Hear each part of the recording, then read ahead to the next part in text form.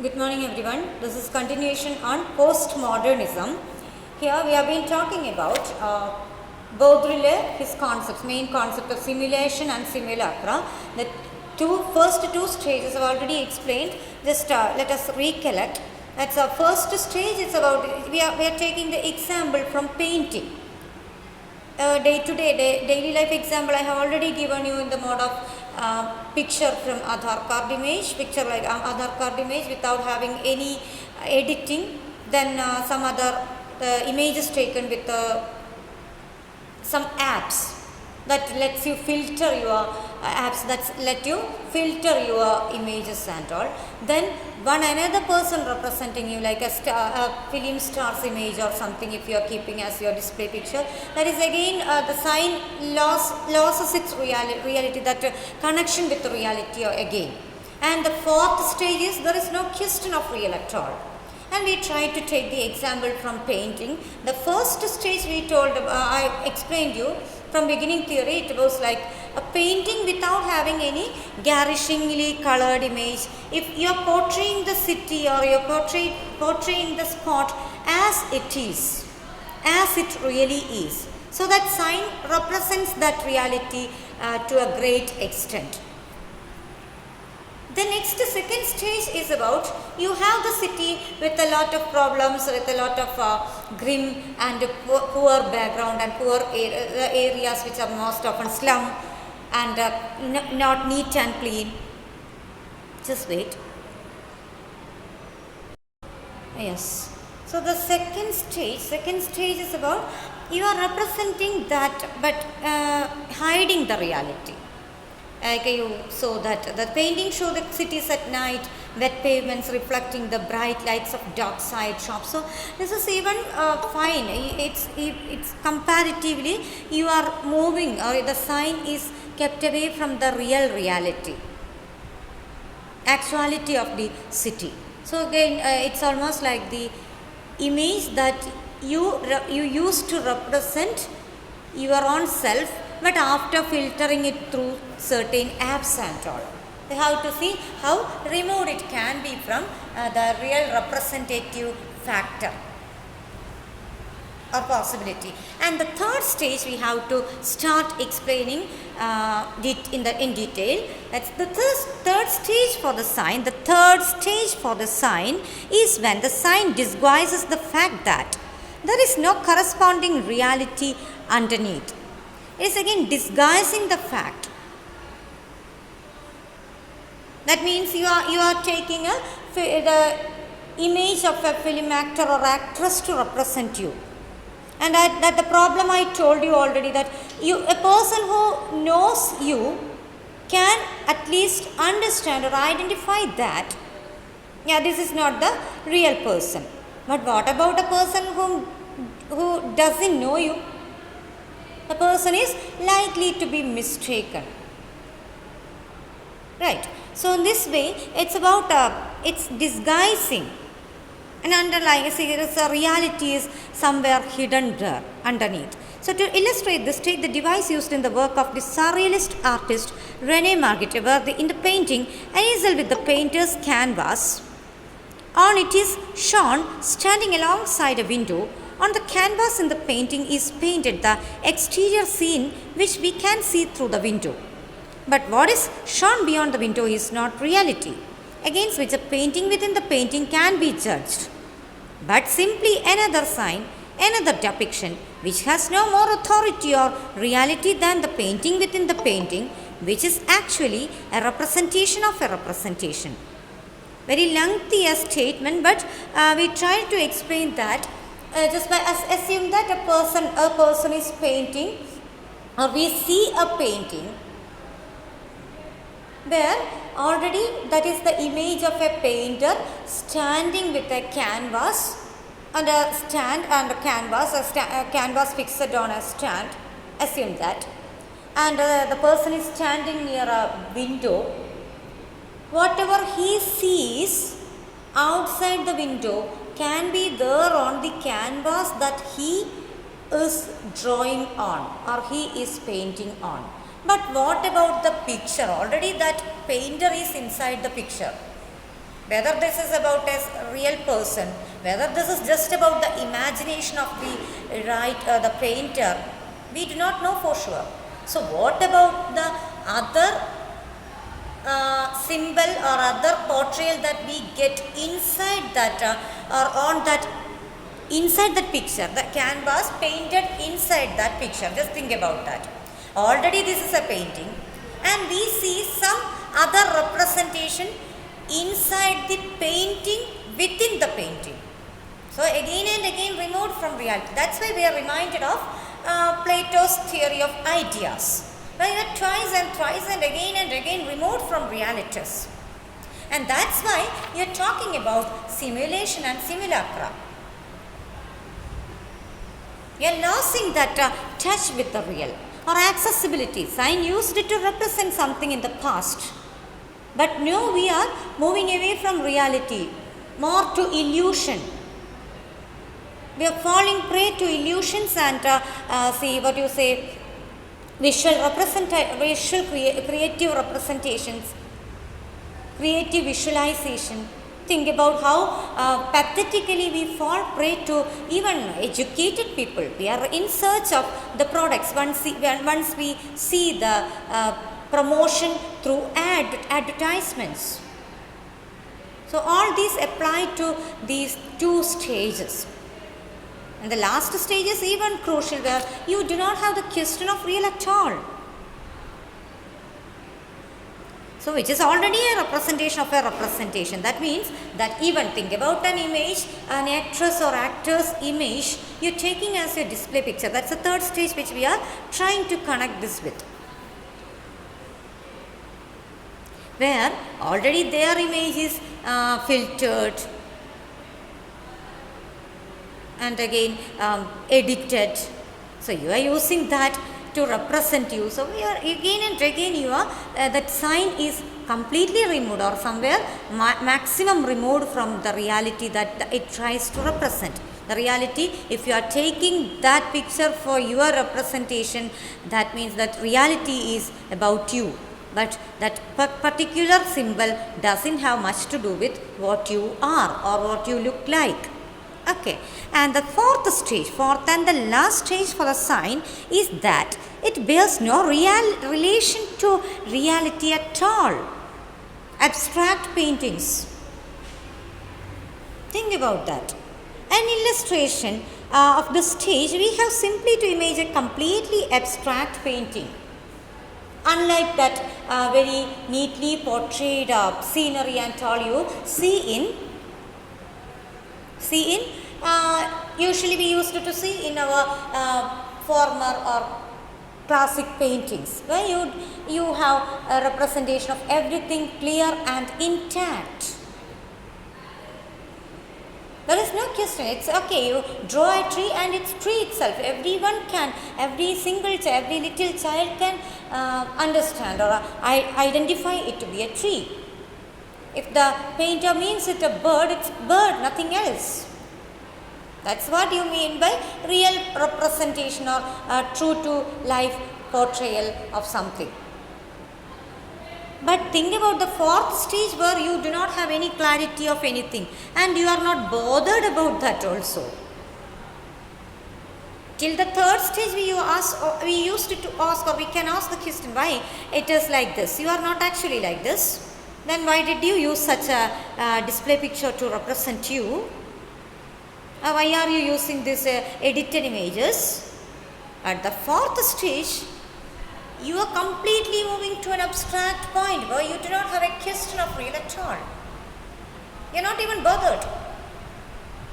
Whether it represents the person whom I talk with or whom I contact, whether it is that of a tiger, whether it is that of a lion, you use the representative picture. There is no question, because it's about an acceptance on the part of both or everyone that only this is possible. We are removed from that reality and realistic representation. We cannot claim such an assured or guaranteed standardized representation in a postmodern condition where everything is fluid and moving. is fixed. You cannot insist upon representations to be true to heart and true to life. Well, you do not have the question of real at all. You are not asking the question of real. You are satisfied with whatever is available. So abstract, you know the meaning of the term abstract. Abstract nouns and concrete noun. What did I say you? What about concrete? Touching the wall of the class and used to tell you, like concrete means you can touch that. That means it has a physical existence of its own. And then in contrast with that we discussed abstract nouns, where you cannot touch them, touch those nouns. You can see like talking about an idea. Where, night, time, sincerity. Sincerity, can you test that? It's abstract an idea. It's there. You have assumptions about that concept. You expect something in that, but it cannot be represented like you cannot draw that as you draw a watch or a bench or desk or whatever. That's how you talk. That's what you mean by abstract. And here the fourth stage is about abstract representation, abstract signs, where you do not question about their authenticity at all, which is not representational at all. Like one of the great purple mood canvases of Mark Rothko, for instance. We don't have access to the picture. If you want, you please search. Go in search of that, and you will understand how abstract it may be. The example I will quote from Pranjiyattan movie. But he says, a lot of meanings are there. I already mentioned it somewhere, I think. In the sense that it has a lot of meanings, but it's not accessible at ease. As you look at a scenery, a beautiful scenic, the picture representing a scenery, where you have trees, some hillside and some trees, birds, all those. A brook, whatever. That's very clear-cut a picture, but abstract paintings do not allow you that kind of a clarity. Representation, you have to take effort to understand what they mean by that. Sometimes something may be hidden inside, but it's not accessible as you see something very clear-cut. And that is the fourth stage, where it is not representation. It's not the direct representational thing at all, or representation at all. I should emphasize that I am not suggesting that these four paintings are examples of the four stages of design, merely that the four stages can be thought of as analogous to the four different ways in which these paintings signify or represent things. Represent things. That means, again, as we have taken the image, that Aadhaar card image, you can perfect image, then actor or actress image representing you, then the fourth completely kept away reality. So the same way Barry also takes another example from painting. He doesn't insist upon us to take this for granted, but this can be the evolutionary stages of this representation, that simulation, simulacra, and how it evolves in that way. At Baudrillard's own example of the third stage, please note down. One more thing he wants to say, like the first two of these stages are fairly clear. The second two phases less so. Even with if we take metaphorical examples to represent or to explain that, it's not that clear, because even it is not clear in itself. The representative factor, representative idea is already at stake. It is not representing something at all in an authentic fashion.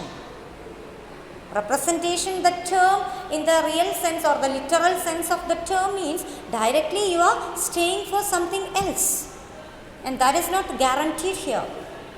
In the third and fourth stage, for evolutionary stage of simulation and simulacra, you are losing that guarantee. You are missing that guarantee. And Baudrillard's own example of the third stage, when the sign hides an absence, is Disneyland. Yeah, Baudrillard, his own example, if you want to take, it is Disneyland, where you can see, yes, that particular nation. In one way, of course, it's a sign of the second type of the mythologized misrepresentation of the United States. Think about that. Disneyland standing for America as whole, or United States as whole, means you are hiding a part of America where you are people who cannot find their livelihood, who are suffering with poverty and many other problems, health issues, everything. Here it is, you are representing a very fascinating picture of United States, and now we have taken that for granted too much. So that Disneyland standing as the representative of the whole nation, a whole geographical space. And that is again very challenging, and that is again about the hiding of reality at a great extent. It's misrepresenting that United States is not completely, fully a fascinating space where every people is happy, every time they are dancing, every time they are merrymaking. No. There are people who are suffering without having financial settlement or happiness, suffering with different diseases. So that's about a mythologized misrepresentation, and that sign is about misrepresenting that reality, another side of the reality of United States. The USA's values are exalted here, praised, and you are giving a fascinated imagery, and a miniature and comic strip from. It's a comic strip. You are taking a strip only. Disneyland, okay, obviously when you have exhibition, fair and all, the area looks very carnivalesque, or not carnivalesque, but people gather, they are happy. But that's not the whole of that. It doesn't mean that everywhere it is completely some kind of a festive mood. People are there who are suffering, there are hospitals working there, and so that is again a part of the reality of any geographical spot. And using Disneyland imagery to represent the whole of United States is again the misrepresentation, where you are hiding a part of that.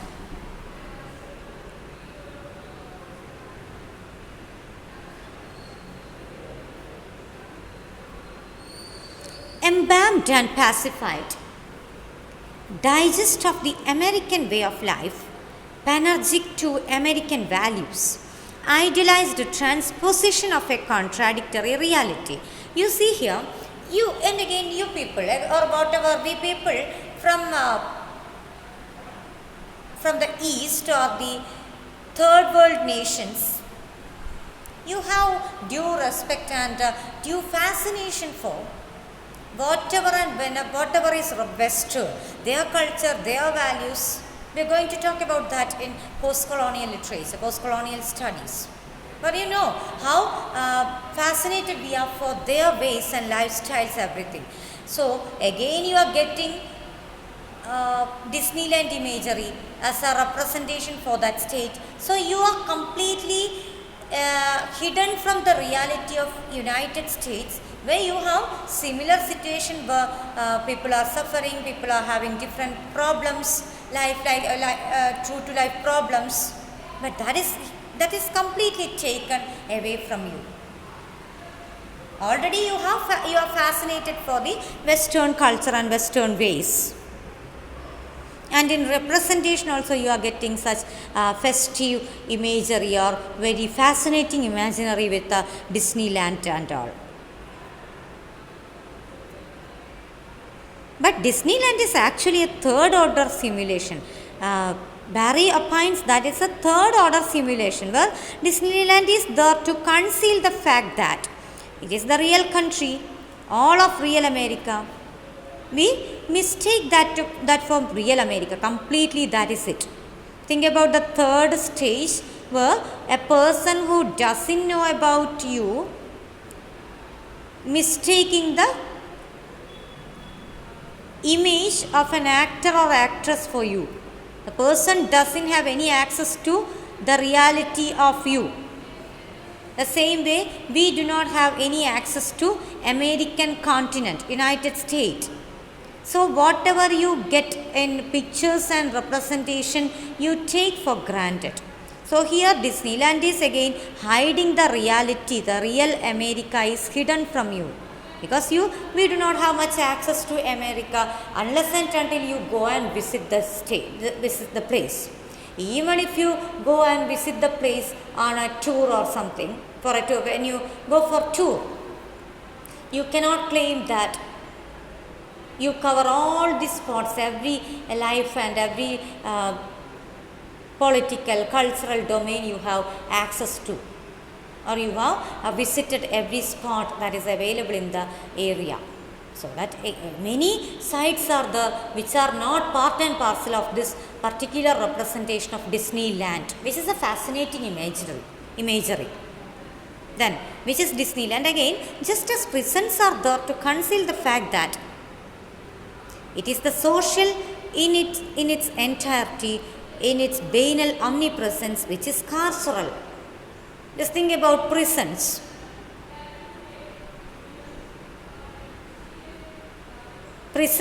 And you talk about legal systems in a nation. So we have the protection of law. That's what we all expect, especially in a system where democracy is there, and democracy promises many things like individual freedom, protection by law, everything. But what about laws and crimes? Is there any shortage for crimes? No. That also is there in the same way, with the same intensity. So you cannot say that as there is something is there, the other part is completely erased or completely away from the realistic or real side of its being.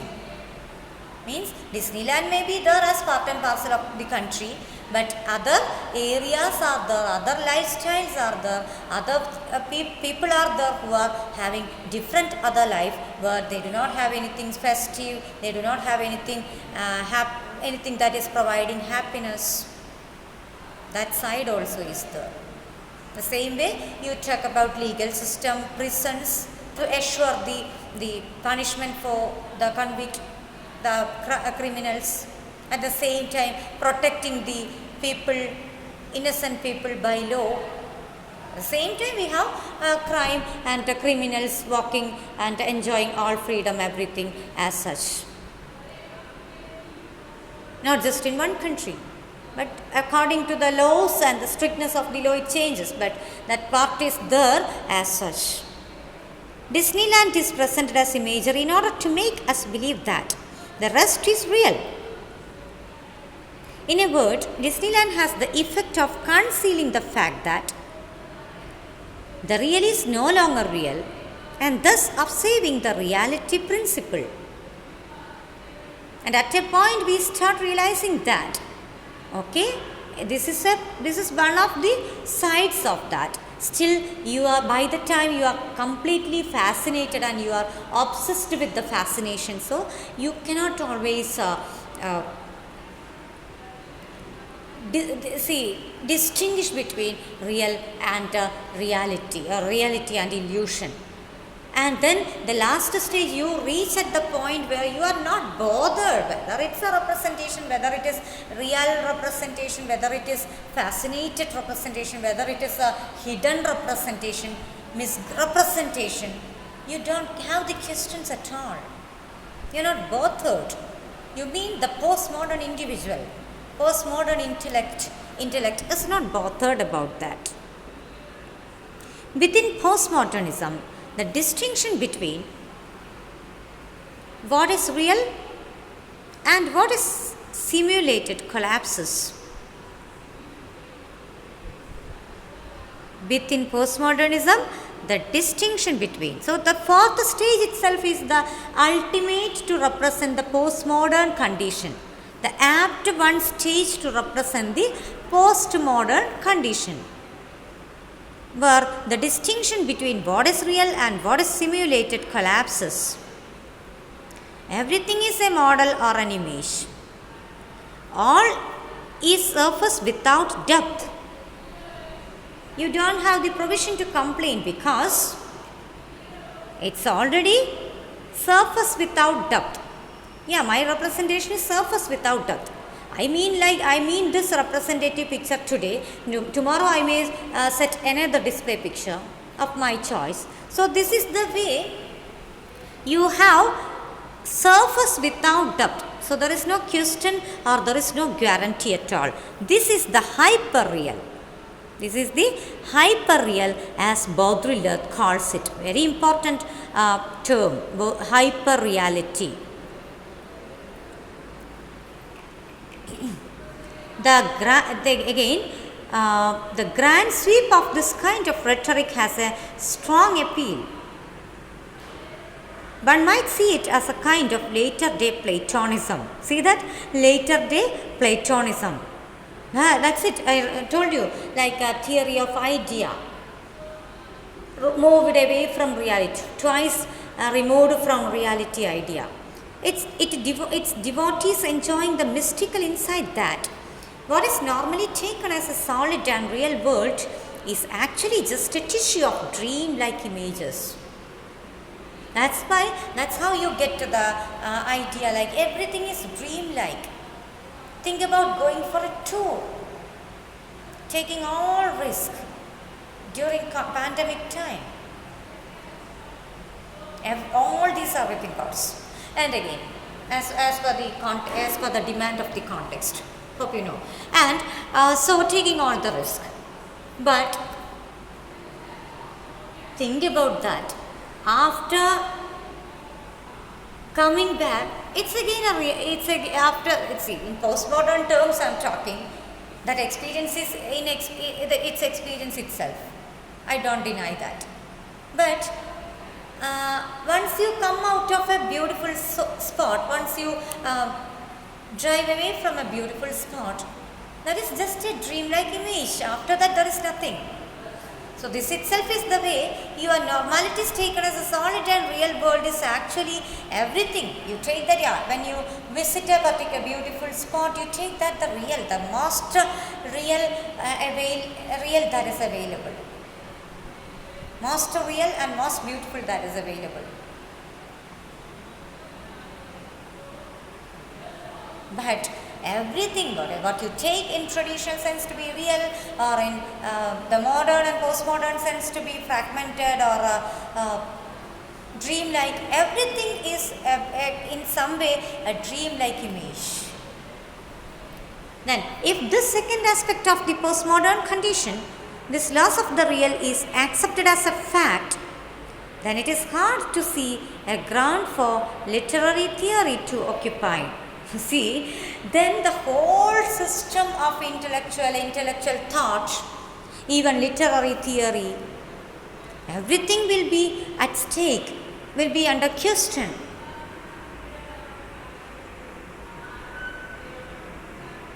Because since all methods of literary interpretation like Marxist, feminist, structuralist and so on depend upon the making of a distinction between surface and depth, between what is seen in the text and some underlying meaning. Every time you are in search of what is surface, what is depth, what is deep in the depth, between what is seen in the text and some underlying meaning, nowadays we say like that. After learning all these theories, you are supposed to look deep into the text. It's not just about character or something like a question like character sketch of such and such a person, such and such image. This is not what you mean by reading literature now.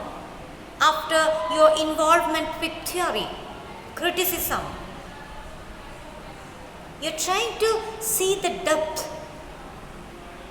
But you are having a theory in itself which is questioning everything deep, which is supposed to be, everything which is supposed to be deep, and again it emphasizes that everything is only on the surface. So very contradictory argument it holds on, it goes on with, but to think about the postmodern condition and the postmodern individual, you cannot deny this fact as such.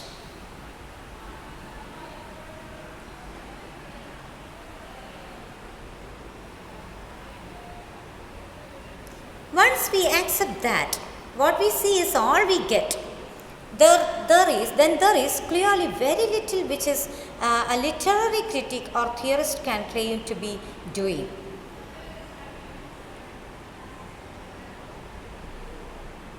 Once we accept this, what we see is all we get. What we see is on the surface. This is all what is available. There is no depth. Everything is floating free of the signifier. If you emphasize that point in view of or in connection with the postmodernism or post-structuralism, there again occurs a problem where you can take only what is available on the surface. You do not have to be in search of the ideas as given by deconstruction to deconstruct a text. That is again a deconstructive critic never takes anything that is available at the surface. The same theory says this that is again it's not, there is nothing in the depth but only on the surface. But at the same theorists, once they go for the practical side of interpreting a text, they are in search of something deep, something hidden. They never want to take anything from the surface, because from the surface everything is already taken, interpreted and evaluated as such. Okay. So we see it's all we get, and if there is clearly very little which a literary critic or theorist can claim to be doing. In that sense, the whole area of criticism and theory shall be under question. Then what is your purpose of being here? You just close down your intellectual spaces and go back home, because surface level interpretation is possible for anyone and everyone. Your intellectual or your brain work is not needed for that. Okay, and more generally for postmodernism, there are certain ever-present questions and provisos. More generally, for postmodernism, there are certain ever-present questions and provisos. In this extreme Baudrillardian form, the loss of the real may seem to legitimize a callous indifference to suffering. So they make use of this idea for interpretation of life, problems, existential crisis, existential questions, where they say that, your suffering also is on the surface. Don't take it to the deeper conscious or deeper stratas of your mind.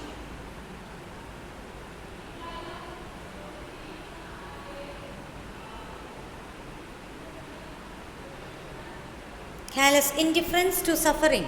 That is callous indifference, very crucial indifference. Why should I worry about that? Because this also is on the surface. Everything is only on the surface.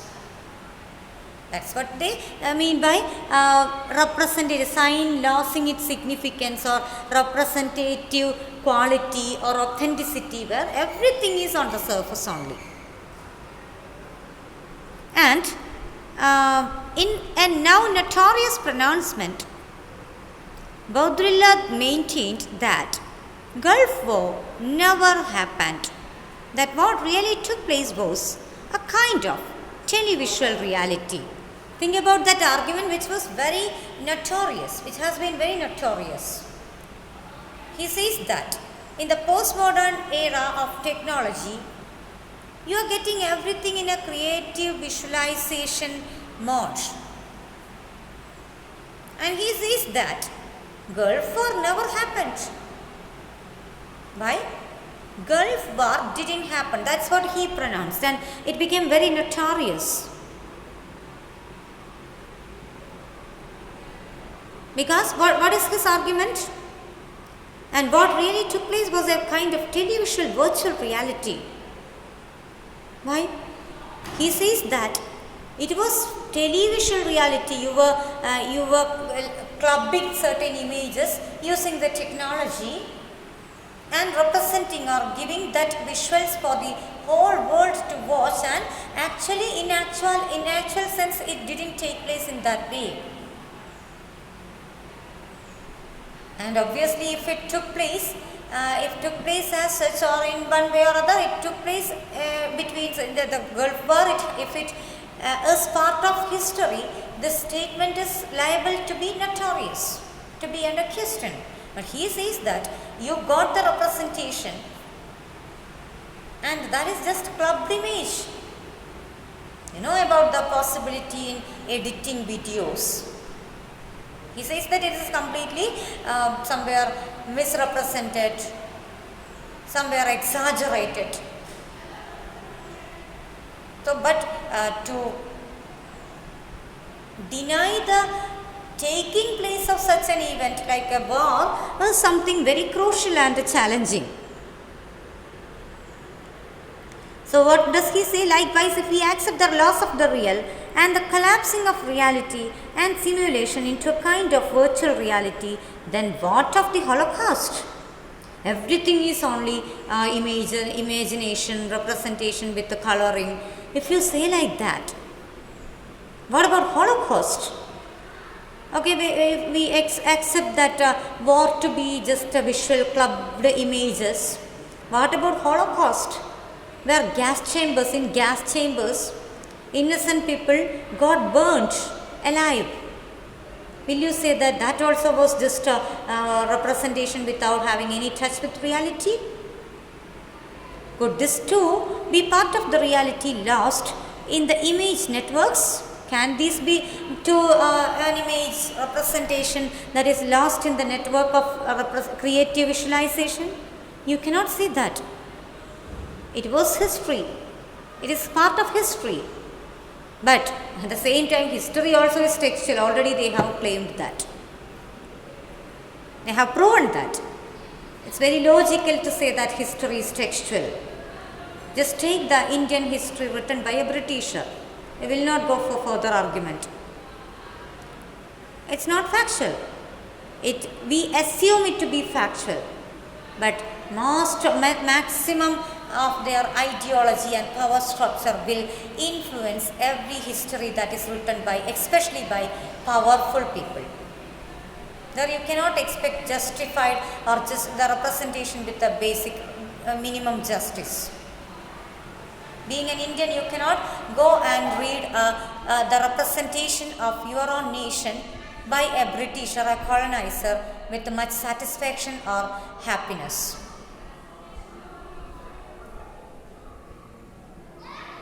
In other words, without a belief in some of the concepts which postmodern undercuts history, reality and truth, for instance, we may well find ourselves in some pretty repulsive company. So, some of the concepts postmodernism undercuts, they are questioning. Some questions are fine. Some of the ideas they question are fine to note down. But every real things, every real incident, to take those to be something unreal or just clubbed image, we are in a state where post-structuralism itself talks about the centerless or gravity-free universe. So our thoughts will go astray. Everything is just in this way. Everything. So you do not believe in anything in that case. Your own self you lost. Okay, my self is floating free. I am a postmodern individual. So what I say today, in that case, I tell you to submit note for assignment tomorrow. Think about that. And today my subject, I'm being Ashwati Prashant, teaching literary theory, modern literary theory for 4th semester BA English students. I tell you to submit the note for assignment tomorrow. And I take that postmodern stand. Tomorrow you people come with your completed notes, and I see that today my name is, my individuality is plotting free. So today I do not represent that Ashwati Prashant. I don't know her. Today I am this particular person. I take another name. Say for example, let me take from here. I am Afnan. I am Jasila. So I don't need this note. You have to prepare another assignment. I'm the new faculty in the department. I didn't know you. I don't know about such kind of a assignment submission. So then you people come to question, why? What are you playing? Are you playing with us? Are you kidding? Are you making fun of us? All those questions, if you want, you can ask. And then I will say, I cannot say that, no, I am a postmodern individual. I can say, I can take any individual stand. I can take anything, any of the floating subject that I prefer. My name is my choice. Can I go on with such arguments, taking a responsible position like teaching? So if it works out 24/7 with all the human beings, all the postmodern, see, all of, if you place yourself in the historical context, is postmodernism now. We are all postmodern. As you talk about the time of Chaucer, all the people of the time, they cannot, if they love Chaucer or not, if they oppose Chaucerian style or not, they all belong to that slot, that particular historical time period. In the same way, if you are fed up with the postmodern ideas or not, if you find it very happy, if you are happy with the postmodern idea, or if you are unhappy about the postmodern thoughts, you cannot stay away from the historical space where we are completely postmodern now, if you practice it or not. But think about everyone taking this idea of plotting free individual sign misrepresenting reality, and the freedom of sign to misrepresent reality. No question of real at all. This will be the condition. Think about 5 teachers taking this stand and giving assignment after assignment. Next day rejecting that particular submission, telling you to submit something else, claiming that their identity is plotting free. You are likely to be in a very problematic condition, or everyone will be having crisis. Every system will fail. Okay, so postmodernism, to take it too much for granted, is your choice, my choice, our choice. But some ideas given by that should not be left unnoticed. Especially this incredulity towards meta-narratives, grand narratives, and the possible idea or the solace that you get from mini narratives. This can be taken for granted. Okay, so that's the way you end up the discussion on Habermas there. And the next part is about stop and think from the text. Now stop and think. The crucial category in Baudrillard's 4-stage model is the third one, the sign which conceals an absence. It's this text talks about stop and to stop and think. You have to stop and think at this stage.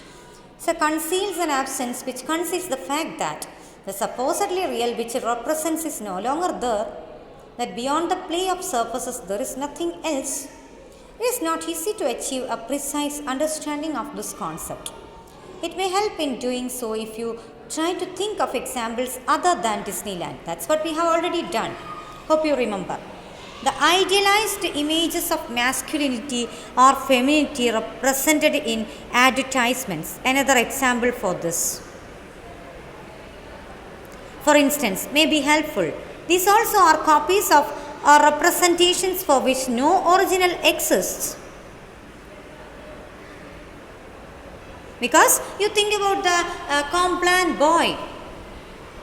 Does that drinking Complan and that boy, or do those that act of drinking, that taking that drink every day, and you have more strength and length? Are these actually connected? So we are getting misrepresentations through advertisements and such creative visualization. And again, copies or representations for which no original exists. No actual people are quite like this. It's very important to note down that idea. No actual people are quite like this. Actors, actresses. Though people might strive to become like them. That's why postmodernism admonishes you, warns you to take an eye on this, to keep a look on this. You should be aware of such misrepresentation. Should not be fascinated too much by that. In this way, the image tends to become the reality, and the two tend to become indistinguishable. That's a problem. Image tends to become the reality. You take that to be reality, and you are cheated like anything. You go and buy the product after watching the advertisement, which is very fascinating, which is promising you much and more. But once you buy the product, once you start using that, you understand that no, it's nothing worthy. The claims they make in the advertisement have nothing to do with the quality of the product. Even after such experience, bitter experiences, you are again in search of products after other products or same product after watching the advertisement. That's why you are in the postmodern era with postmodern condition, within the postmodern condition. And further, if we agree that the real has indeed been lost, then we need to decide how we react to this fact. Now we are in a very critical stage where, if you agree that real has indeed been lost, completely lost, how are you going to tackle this problem? How are you going to deal with that situation? If we are to revel in the boundary-free zone, the same way post-structuralism talks the like a floating free universe, or you are having decentered universe, gravity-free universe, you are floating like aliens. Now here your intellect also is floating free of concepts, thoughts, representations, signs, symbols of every representative type. So boundary free zone now, and you are sure that we will need to be sure that this real is a concept we can do without. We will need to be sure that real is a concept we can do without. That means, there occurs a point where you cannot always stick to what is real. My picture, I can represent me only with this picture, or you should take this only as my representation. So perhaps recent events suggest otherwise. But when you take that situation, as I explained with the teacher, assignment submission and the conflict that is possible, every time you cannot stick on to what you say, like a postmodern condition it is, so everything is floating free. That is better for us to take that in that way itself. It's better for us to be in touch with the real whenever and wherever it is possible. And there will be points where you are supposed to be the reverse. So it's only about an acceptance and dealing with the things and situations whenever and as per the situation demands.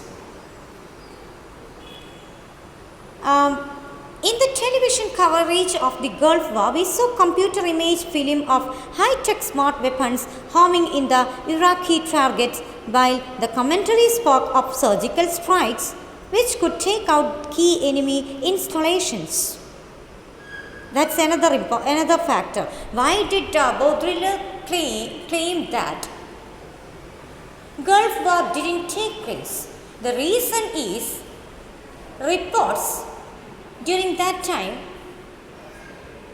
in newspapers or many other media told it to be a war using weapons of some particular kind or with a surgical strike, some other ways. But here, when you get the representation in visual spaces, you see something entirely different where you have smart weapons targeting the area. So you are confused in between, and that's why Baudrillard makes such a notorious statement where he says that Gulf War didn't take place in the way you get the representation in some visual spaces. News bulletins also included footages of pilots who spoke of what they were doing in the same unreal terms. That means sometimes those who were involved used to report later that no, we didn't use such weapons like smart weapons of that type as you see in the visual areas, visual representations. So that is clubbed image for sure. Using the terminology of video combat games, for instance, see, video combat games. With that you mix up the images and you take that for granted. You think that those, and again if unless and until Baudrillard or some other person makes this statement about the video or the clubbed images, you think that oh, that kind of a war it was with such weapons. Very crucial, very critical, and you are hidden from the reality. That sign misrepresents the reality. Those clubbed video images misrepresent the reality.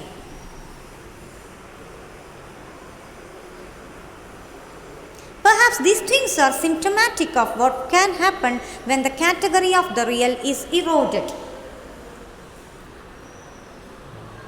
It's symptomatic in such a category that erasure of reality is happening every different other spaces as well, not just within wars.